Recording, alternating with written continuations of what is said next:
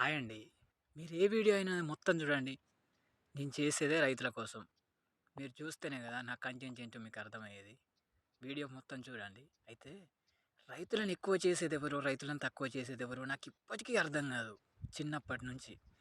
రైతే రాజు అంటారు. రైతు లేకపోతే దేశం లేదంటారు. రైతే దేశానికి వెన్నెముక అంటారు. అయితే సినిమాలో కూడా రైతుల మీద సినిమాలు తీస్తారు. హీరోలని చెప్పి మంచి స్క్రిప్ట్‌ల కొద్దీ రైతుల గురించి చెప్తూనే ఉంటారు. ప్రతీదీ రైతులని చాలా గొప్పగా చెప్పడానికి బాగుంది. రాజకీయ నాయకులు కూడా ఎలక్షన్‌లొస్తే రైతులను అడ్డం పెట్టుకొని ఓట్లేయించుకుంటారు. ఏమనంటే రైతులకు అది అంటారు, రైతులకు కరెంట్ అంటారు, రైతులకు భూమికి ఇది ఏస్తాం అంటారు, అదంటారు, ఇదంటారు, పంటకు రేట్ అంటారు.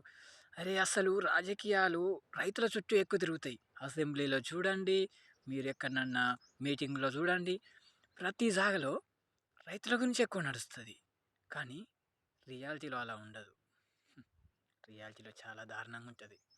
రియాలిటీలో ఒక రైతు ఒక ఎకరం పంట వేసుకుంటే, తను ఎకరం పండించేసరికి పెట్టుబడి కోసం అప్పు చేయాల్సిన పరిస్థితి. ఒక రైతు ఎకరం పంట వేసుకుంటే, ఆ పంటకు రైతుకు ధర లేక, ఆ వచ్చిన పైసలతోని ఖర్చులు ఎల్లదీసుకోలేని పరిస్థితి.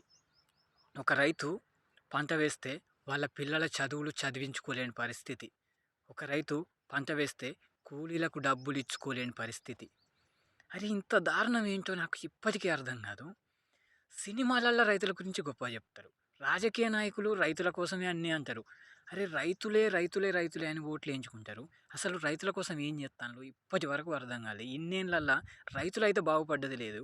కానీ రాజకీయ నాయకులు మాత్రం రైతులు, రైతులు, రైతులు అని ఎక్కడ చూసినా రైతుల గురించే. అట్లున్నది పరిస్థితి.